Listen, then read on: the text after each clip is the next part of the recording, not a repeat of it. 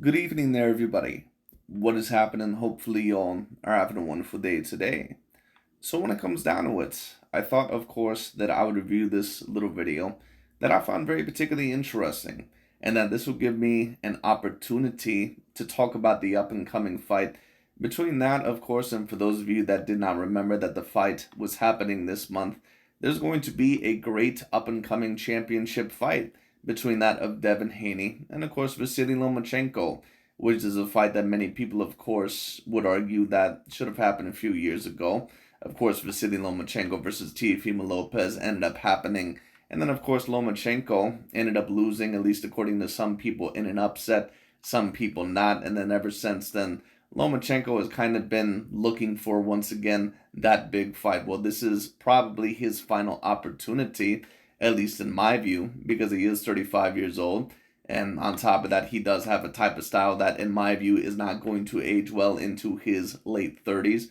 So this is pretty much, debatably going to be Vasyl Lomachenko's last hurrah, at least if he possibly wants to win the titles at the 135-pound weight division. And of course, for Devin Haney, this is also going to be a great fight for him to prove that he still not only is the king of the 135-pound weight division, but that he is a fighter that can handle the type of skill set that Vasyl Lomachenko is going to bring to the table.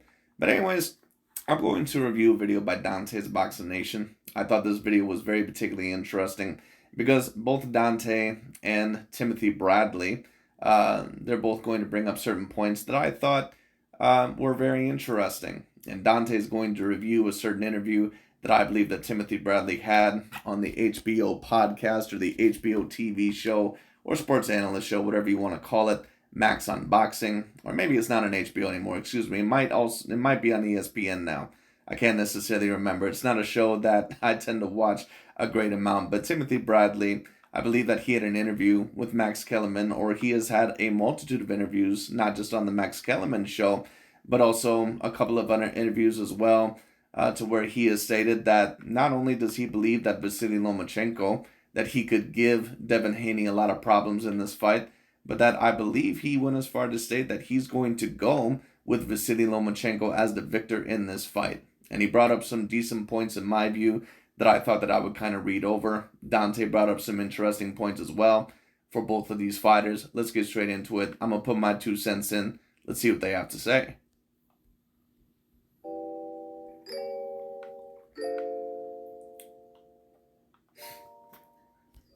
Dante's Boxing Nation, what's going on, guys? So this month, we have a really, really big fight. While Gervonta Tank Davis versus Ryan Garcia was the biggest event of the year so far, Devin Haney versus Lomachenko will be one of the most significant fights of the year. We all know the way old media was praising Lomachenko. They was calling him pound for pound the best fighter in the world, over fighters like Crawford and even Andre Ward. ESPN's Well, once again, and I've already stated this a multitude of times, and this is why it's very hard for me to take Dante's Boxing Nation seriously a lot of the times, because Dante's one of those dudes to where his racial narrative, and I get it, there's a lot of black fighters or black athletes in general that have to deal with a racial double standard, especially by that of the media. And do they try to push certain fighters of a certain demographic over those fighters? No doubt about it. You certainly could argue that. But even with certain fighters like Lomachenko, like if you were around there for the history of it and actually grew up watching Lomachenko when he was at his most dominant, there was no doubt that he was clearly in the conversation for the number one pound-for-pound fighter.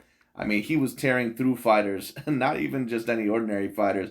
Fighters like Nicholas Walters, Guillermo Rigondeaux, Gary Russell Jr., Jorge Linares. Like, he was making those guys look like absolute amateurs. And on top of that, he was a 3-weight division champion. He looked to have the all-around skill set, the best out of any fighter in the world. So at that time, yeah, Lomachenko deserved his flowers to be called the debatable number one pound-for-pound fighter in the world. Now, if you're talking about, once again, the moment where people called Lomachenko, above Andre Ward and above Terrence Bud Crawford when he only had about 9 fights on his record, then yes, that's a point you certainly could bring up. But I don't think that a lot of people were really actually saying that Lomachenko really was the number one at that time, even though I'm sure some people were. I think all people meant to say is that he was later on going to be a future threat. And he was. But, it is what it is.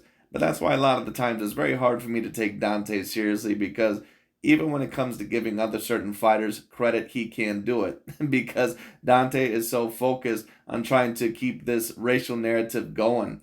He's so overall, once again, invested in this. I have to put black American fighters on top, and I have to make sure that they stay on top by any means when it comes down to it because he feels that they're so attacked, and I get it.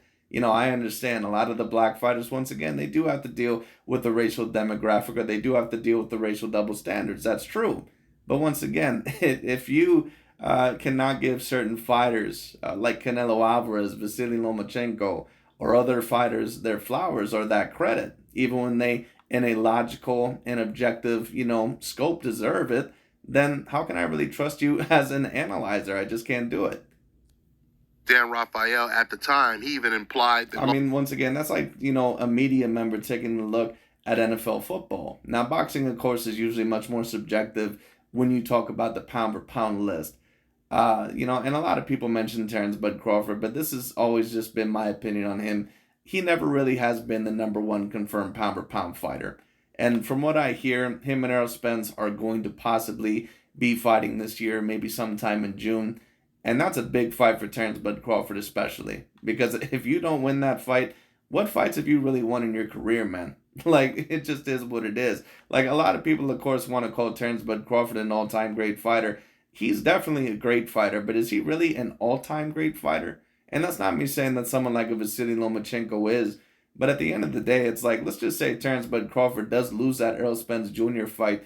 And if he ends up retiring, like, dude, who do you have on your resume? Like Victor Postal, Yuriorkis Gamboa, and Sean Porter? Like, dude, that's not going to cut it. Like, even Danny Garcia has a better resume than that. I'm sorry. It just is what it is. And in no way am I saying that Danny is a better or a greater fighter than Terrence Bud Crawford. But that's why Terrence, in my view, unless he really steps it up or wins that Errol Spence fight, he's never going to be remembered as an all-time great fighter. Period. But anyways, not to digress too much. Once again, going back to my football point. Point is like that's like a person, a Caucasian in the NFL media, stating that Patrick Mahomes is overrated because, they're putting him above all these quarterbacks like Aaron Rodgers and Tom Brady and blah, blah, blah, just because he's a black quarterback. Well, you might be able to allege that to a degree, that Patrick Mahomes, that he's getting extra attention or a certain push because he is the first dominant black male the first dominant black quarterback that is on that level. You certainly could debate that, but at the end of the day, is he putting up numbers? Is he putting up results? And the answer is yes. Patrick Mahomes, you can clearly see, is the real deal. It was the same thing with Canelo Alvarez and Lomachenko. So it is what it is. Lomachenko would beat Floyd Mayweather at lightweight. And of course, Bob Arum, he said that Lomachenko was greater than Ali, Sugar Ray Leonard, and Floyd Mayweather. This is who Devin Haney is fighting this month. This is also why I always tell you guys a microphone and a camera is the most dangerous weapon in the world, because every single thing that old media has said about Lomachenko, they cannot take it back. It's already been documented.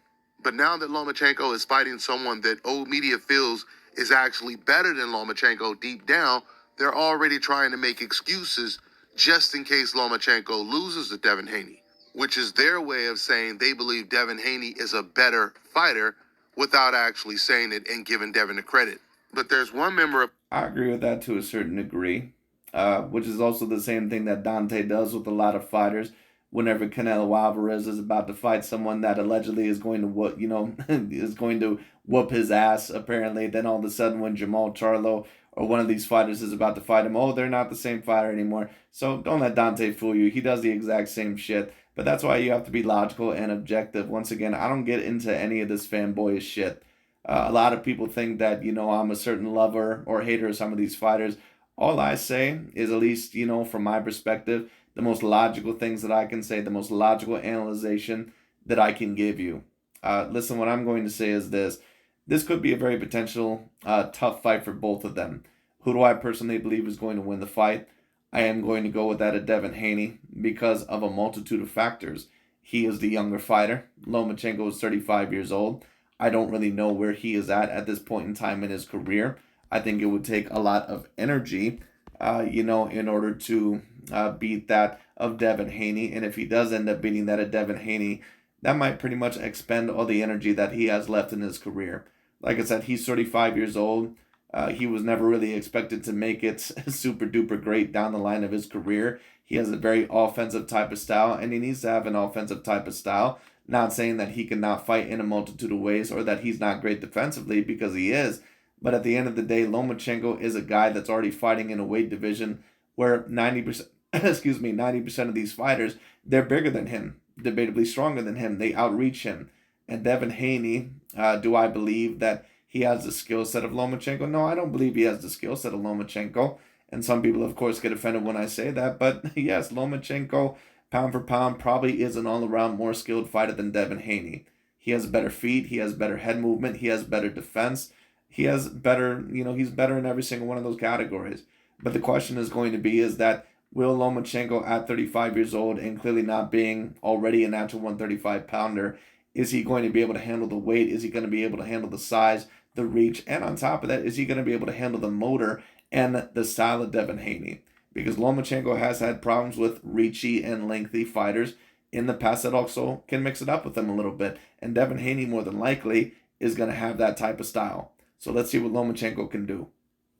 Old media in particular that actually believes that Lomachenko is going to win this fight, and that's Tim Bradley. Versus Loma, to be honest with you, I got Lomachenko in that fight. Devin Haney, how he's gonna keep Loma up off of him? And that's the thing. See, Devin Haney. Well, I understand where you're coming from, Timothy Bradley, and that's a good question to ask. But the real question also is that will Lomachenko really go at Devin Haney to the point to where Devin Haney is really gonna, really struggle in that fight? And I hope that I'm wrong. I hope that, that Lomachenko really does try to bring it to Devin Haney, because that's the only way that Lomachenko is really even going to have a chance in this fight. He really has to try to go to war here. Of course, you have to use your angles. Of course, you have to use your feet to move in and outside of the zone. But at the end of the day, you are going to have to bring it to Devin Haney. No doubt about it. You're going to have to bring it to him. He's a great boxer. He's great. He's long. Yeah, he knows how to gig distance, but he still makes some mistakes. Keeps his head on that center line. And that started left hand tonight, right? Well, Devin Haney will be eating a lot of those left hands coming from Lomachenko right down the middle. I agree with that, and that's one of the main faults that Devin Haney has. He does not always have the best defense. His defense can be very leaky. He gets hit flush a lot of the times. It didn't happen against George Kambosos because, like I said, George does not have the type of style to beat that of a Devin Haney. If you want to beat that of a Devin Haney, you have to fight a lot like Lomachenko. Very good defensively, great feet, moving in and outside of the range. Really try to pressure him, great head movement. Lomachenko definitely has the style to beat someone like a Devin Haney. Because Devin Haney, in my view, even though he's a very talented fighter, he does have certain faults that could be his downfall in a future potential fight. But I just don't know if Lomachenko is going to bring it to him the way that he needs to. You saw Diaz land them left hands down the middle. There's a little... I agree. Jojo Diaz ended up landing a lot more than what he probably should have against Devin Haney. Or maybe I shouldn't say that because, to be honest with you, once again, that's one of the examples to where you can see that Devin Haney, his defense, it leaves a little bit left to be desired. Lacking his defense, right, with defense that he uses, which is kind of like a Philly shell. Yeah. He tries to use Philly shell. He blocks the wrong way. He keeps his head on the center line a lot of times. He's sitting directly in front of guys. Loma like when guys sit in front of him. Okay, so that's what Tim Bradley said after the Devin Haney versus Jojo Diaz fight. This is what he just recently said a couple days ago on ESPN. Oh, hey, I was just going for a drive, which is wild because up until very recently. Oh, yes. Very underestimated. You got to understand that Lomachenko, when he has a subpar performance, he usually comes back with vengeance. When he lost, I believe it was to Salido, he came back and he dominated Gary Russell Jr. Think about that. Then when he had a sub... I understand what you're saying, Timothy Bradley, but do I believe that Lomachenko is just going to go out there and try to dominate Devin Haney the same way that he did Gary Russell Jr.? I'm not quite so sure about that because Devin Haney is going to be a bigger threat than what Gary Russell Jr. ever was. Now, there's certain things that Gary Russell Jr. might be able to do a little bit better than what Devin Haney did, but Devin Haney is going to have several inches of reach over Lomachenko. Lomachenko is a few years older than what he was back then. And on top of that, once again, I'm just not quite sure how Lomachenko is really going to react to that type of style. Someone who can try to outbox from the outside and someone who's bigger than him and also can mix it up with him if he needs to. Lomachenko is really going to have to try to make Devin Haney uncomfortable. He's also going to have to hurt him, no doubt about it. You don't necessarily have to knock him out or knock him down, a multitude of times, but throw that left hand in his face. And trust me, Lomachenko has enough power to hurt anybody within those weight classes. A lot of people really underestimate his power. Lomachenko is an A-grade puncher. He's just not an A-plus level puncher. He's not Gervonta Tank Davis, but he is an A-grade level puncher. Trust me, every fighter that feels Lomachenko's punch, they get backed up by it because Loma can punch. Poor performance against Teo. Who did he come back? He dominated Nakatani. He had a subpar performance against Ortiz. He's going to come back in, telling you right now, Lomachenko fashion. He's going to look to expose Haney. And I think he's going to try to expose him later. I hope you're right, Timothy Bradley, because in my view, that's the only way that Lomachenko even has a chance to win the fight. But we'll see about that. I understand where Timothy Bradley is coming from, but in my view, that's almost a little bit of wishful thinking. And I don't think that it's wishful thinking necessarily, because I'm not sure if Timothy Bradley is really wishing for Lomachenko to win this fight. I think he just sees Lomachenko as the more skilled fighter, and I agree. But once again, that's all really going to depend on how willing Lomachenko is going to be able to bring it to him. And here's why. Haney, I would say great mid-range to outside fight. Yes. Great. Fast hands, long arms, great jab, great counterpuncher. But where he lacks is inside. And typically when you get inside and you pass that threshold. I would somewhat agree with that. And Dante is going to mention a point about how he disagrees with Timothy Bradley. I don't think Dante really gets it, but the point is that some boxers, and I'll let Dante kind of explain before I fully explain it, but just because someone tries on the inside doesn't always mean that they're necessarily great on the inside. But let's see what Dante has to say. On Haney, he looks to tie up. Well, Lomachenko, he knows how to break tie-ups. That's why you're already hearing Haney and his side saying, oh, he's a dirty fighter. He's a dirty fighter on the inside, because they know that they're going to attempt to tie him up, and Lomachenko's not going to allow him to do that. It's interesting. What that tells me is that more than likely Devin Haney and his team, that they're probably letting the referee know that, watch out for him inside the clinch, because I don't want to get hit with certain shots, or I don't want to get hit with certain illegal shots, quote-unquote illegal shots, which, as we know, I've never really seen Lomachenko hit anyone with illegal shots, but he is a very good inside fighter. He can make it very uncomfortable for you. And Lomachenko is going to have to do that in the fight. Whenever they're tied up, he has the shorter arms. He's going to have to use it. He's going to have to, get little dirty shots inside to the body. And when I say dirty shots, I'm not talking about actual illegal stuff. I'm talking about dirty boxing, quote-unquote dirty boxing. Another thing that I saw, if you look and watch him against Jojo Diaz, Jojo Diaz was able to close that gap within 4 rounds. Lomachenko, if he starts fast with this in and out movement and with his quick reflexes and straight punches, he's going to be able to get in the inside a lot quicker. Well, yeah, but will he start fast? That's the question. And the thing is about Devin Haney is that, he's not always a fast starter either, but he ends off very well. Both fighters end off very well. But both fighters are probably going to have to also start off decently fast. And Lomachenko has never been a quick starter. He adjusts to you, over time. And in that first half of the fight, he may potentially lose that first half of the fight. But Lomachenko, in my view, in order to win the fight, he's going to have to at least clearly or debatably win probably at least 3 of those rounds. Jojo Diaz, and he's going to be able to rain havoc on Devin Haney. Now, I disagree with Tim Bradley when he says that Lomachenko is an inside fighter and Devin Haney is not. Devin Haney, he can definitely fight on the inside. That's kind of what makes him special, because he has long arms. But while he has long arms, he can also fight on the inside, which is what makes... Well, Devin Haney attempts to fight on the inside. And like I said, Devin Haney gives it a good go. I don't think Dante really understands what Timothy Bradley meant by that. And maybe I misunderstood it, but the way that I took it is that there's certain fighters, once again, that, they may appear to be a little bit better on the inside than what they actually are. Like Deontay Wilder, for example. Deontay Wilder, to a lot of people, would be a quote-unquote inside fighter. But he's really not. What Deontay Wilder actually is more of a long-range and a mid-range fighter, because what Tyson Fury showed is that once you get inside that range and once you're really able to make Deontay Wilder uncomfortable, he doesn't really have an answer for that. And I'm not saying that Devin Haney has a limitation to the same degree as what a Deontay Wilder did, but I understand where Timothy Bradley is coming from. Devin Haney has a little bit of a leaky defense. I agree with him sometimes. His head movement is lacking, and sometimes his head does stay a little bit too much on the center line. He gets hit and countered a little bit too often. Now, of course, he was very impressive against George Kambosos, but Kambosos is a guy that, a lot like Teofimo Lopez, he's going to try to outbox you throughout the fight, mainly with 1-2s, so that's not the type of style to beat Devin Haney, not unless you're an absolutely superior boxer or someone that is going to have some sort of physical advantages, and George Kambosos just didn't have that. I'm a very talented fighter because usually fighters that have long arms, they're not comfortable fighting on the inside. We've seen in stretches of the Jojo Diaz fight. But one thing I'll give Devin Haney credit for is that, unlike a Caleb Plant, for example, he actually at times will try to fight on the inside decently comfortably. Now, he does have flaws with it, but, he'll at least try to fight with you on the inside. He's not always great at it, but he'll try to fight with you on the inside.